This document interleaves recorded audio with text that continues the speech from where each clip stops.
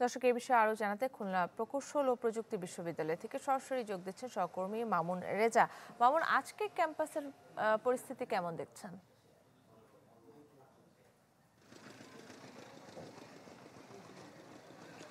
কাকলি, খুলনা প্রকৌশল ও প্রযুক্তি বিশ্ববিদ্যালয়ে মঙ্গলবারের যে সংঘর্ষ, সেই সংঘর্ষের ঘটনায় ক্যাম্পাসে এখন থমথমে অবস্থা বিরাজ করছে।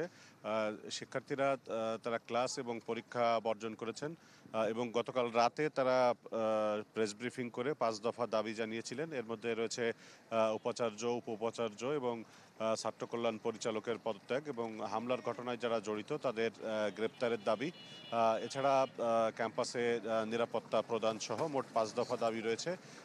এই দাবি পূরণের জন্য তারা দুপুর 1টা পর্যন্ত আলটিমেটাম দিয়েছেন এবং যতক্ষণ পর্যন্ত দাবি পূরণ না হবে ততক্ষণ পর্যন্ত ক্লাস এবং পরীক্ষা বন্ধ থাকবে বলে শিক্ষার্থীরা জানিয়েছেন। এছাড়া হল খালি না করার জন্য তারা প্রশাসনের প্রতি আহ্বান জানিয়েছেন।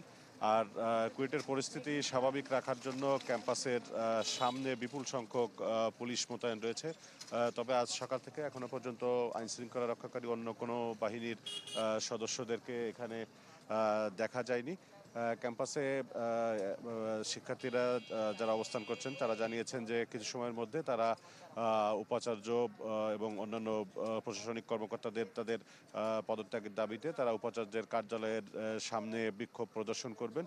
আর গতকাল রাতে সংঘর্ষের ঘটনায় মোট 10 জনকে আটক করা হয়েছিল, তবে এখনো পর্যন্ত কোনো মামলা হয়নি। আর এই ঘটনায় এখন পর্যন্ত আজ সকালে আর নতুন করে কাউকে আটক করা হয়নি। এছাড়া হামলার ঘটনায় জড়িত থাকার অভিযোগে দৌলতপুর থানা যুবদলের সহসভাপতি মাহবুবুর রহমানকে যুবদল দল থেকে বহিষ্কার করেছে। এছাড়া দুপুর 12টায় কুয়েট ছাত্রদল তার একটি সংবাদ সম্মেলন করবে মামুন, খুলনা প্রেস আপনাকে ক্লাবে। ধন্যবাদ। দর্শক, খুলনা প্রকৌশল ও প্রযুক্তি বিশ্ববিদ্যালয় থেকে সবশেষ খবর জানাচ্ছিলেন আমাদের সহকর্মী। শাইনি চুলে এখন হবে সব হেয়ারস্টাইল। সিল্কোর দ্বিগুণ শাইনি চুল প্রতিদিন।